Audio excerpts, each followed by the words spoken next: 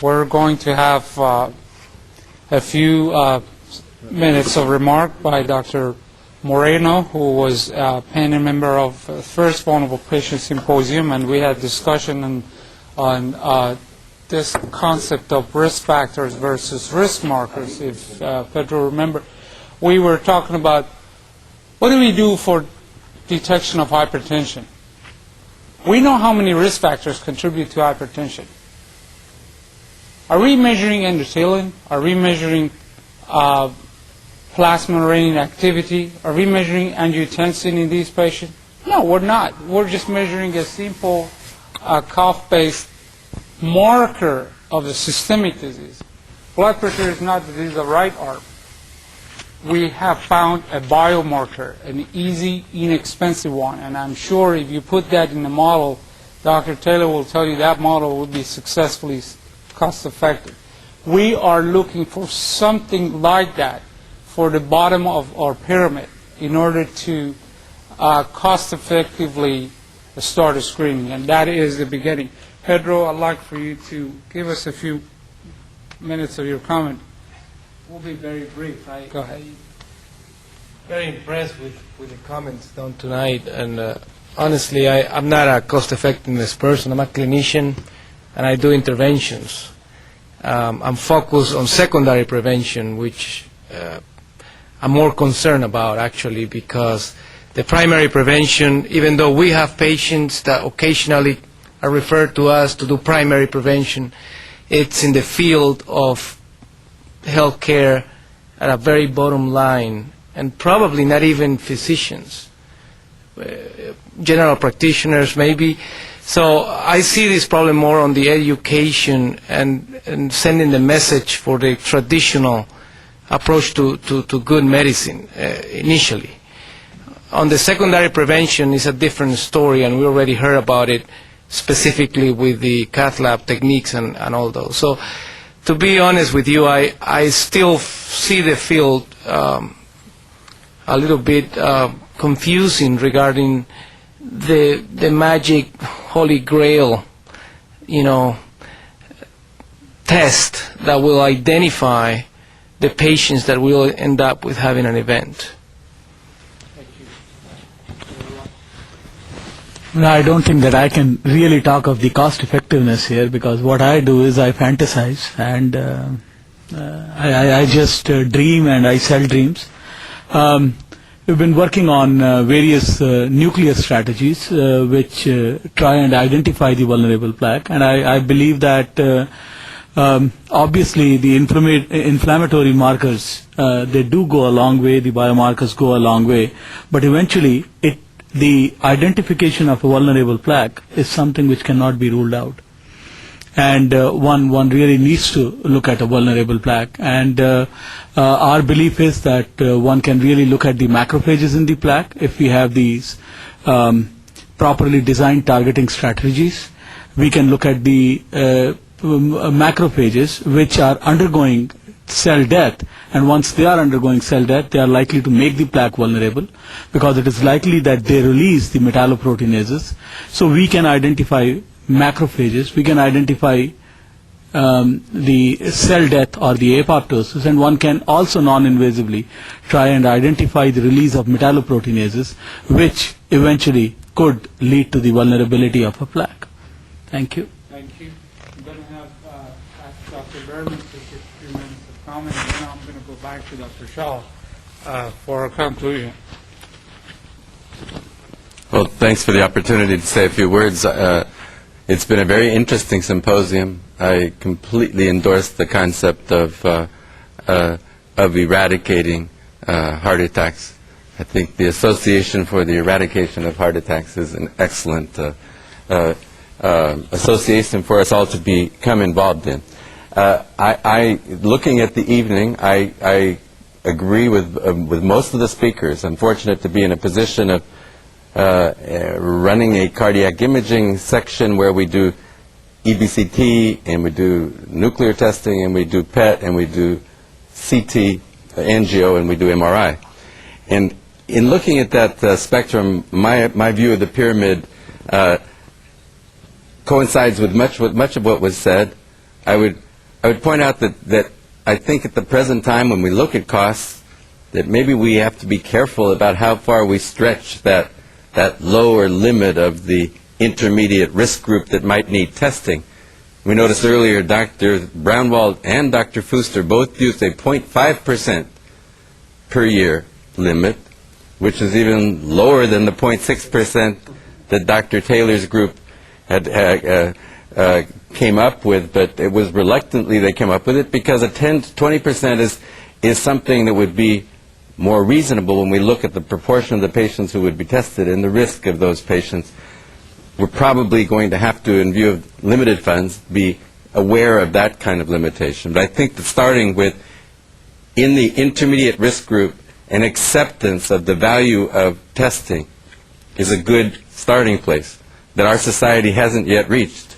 If you're in the Army, you might be able to get this test, but if you're not in the Army, you have to have $400 of spare change to be able to purchase the test because our third-party carriers, even in this clearly defined 10 to 20% risk group, won't pay for the test. Then we go on to the need for further testing, and I agree with the earlier comments that MRI has a big future. I think CT angiography has a future. I think nuclear testing has a future. Exactly where they're going to fit in has to be defined. I found the discussions about cost effectiveness very, very interesting, and just to kind of pull it all together, I think we're all in the same team. And Dr. Callister actually should be joining us up here on the panel because he's one of the leaders of this team whose data has shown us how dramatically the knowledge about coronary calcium can predict subsequent outcomes. But in pulling it all together, I do think it does come back to this: what is going to be the effectiveness of finding the early disease? And if this new organization is right, then maybe the assumption that we will be causing a 30% reduction in mortality will actually be wrong.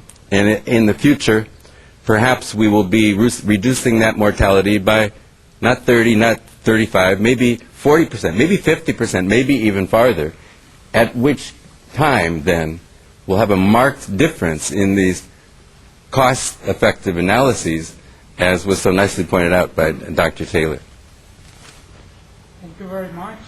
Last few seconds of the meeting, I'd like to go back to Dr. Shaw and ask her if you had a wish for a screening test to start for the bottom of the pyramid, what would that test be, and how much that would cost? Well, the goal would be is that you would want a test which was it would be as effective as it could be, but it would be optimally as inexpensive as it could be. Paralleling other test costs, it would be at a minimum. Now, it depends on your perspective, but from a societal perspective, it would be $100 or less. Less than $100. In some of the cases, when you think about MR applied to that 40 million people, that would cost prohibitive, in large part because of the amount of induced medications and procedures that could follow that. But certainly I think calcium screening is in that range. We need a lot more data. Some of the laboratory markers are in that range, and that would be a very effective place to start. Great, thank you. Well, I initially at the beginning of this meeting, I mentioned to you, I gave you a quick report of how many patents are out there on polypill. There were last time when I counted, it was about 130 patents on polypill. Pills that are aggregated to each other. My anticipation, and this has been a lot of brainstorming, that once we start this, currently you have only statin, and in the very top of the pyramid you have drug-eluting stent. Dr. Soroy showed you how he exercised drug-eluting stent, and his patients were doing very well. If this era rapidly developed, and as the way I see it, there are actually every day, every week, Tuesday, if you get on patent database, you'll see about 30 to 40 new patents released related to atherosclerosis. And I'm amazed to see more than 50% of them are polypill. And this is the wave that I anticipate is happening. And you know, we are scientists in the academia, but the ones who are actually leading and pushing everything is industry, and the money is driving us towards polypill. There is a reason for that, because these drugs, if you accumulate them, the magnitude of effect, Dr. Berman, will be more than 30%. We're going to see that. Now, you've seen Steve Nissen's data with injection. You've seen new data from Alan Fogelman and Naghavi, and recently from P.K. Shaw's group, that we are having oral HDL therapy, basically, which would be much cheaper than injection, and will give a far greater effect than statin therapy. So that's where we can really see the vision of putting America in shape is based on what we are building. Now, we have two parallel efforts with AHA's leadership and collaboration with others. One is at the CT level. I look forward to getting a chance to updating you while you're presenting about the detectiveness or ability to detect this, and that is to image vulnerable patient, not just vulnerable plaque. And there are a long list. You'll see a few presentations during this city that you can add to the predictive value or diagnostic value of the CT. You have much more information than an average calcium score that you're collecting, and we are not using this information. And if we put them in proper model, we will be able to increase what you're actually doing right now, what you're paying for those data. You take the radiation already. The next level, which Dr. Moreno will be talking about this tomorrow, it's what we call Ultimate IVUS. It's a project, again, with the same nature. With IVUS, you collect so much data. A lot of those data are not being used. Patrick Saroy showed you some of the wavelength analysis, but we, for example, injected microbubbles in the IVUS, and we've seen an enormous enhancement with injection microbubble and vasovasorum imaging. Now, what is vasovasorum?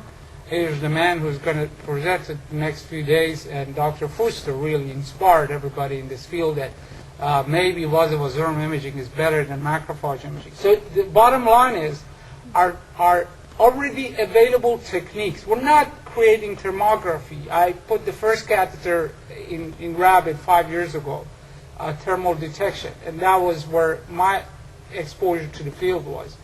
Now today, after 5 years, my dream of thermography being one single test of screening did not come true, because simply these vasovasorums of Dr. Moreno are washing those temperature out as easily as you can think they can be created by macrophages, and this is one of the hypotheses.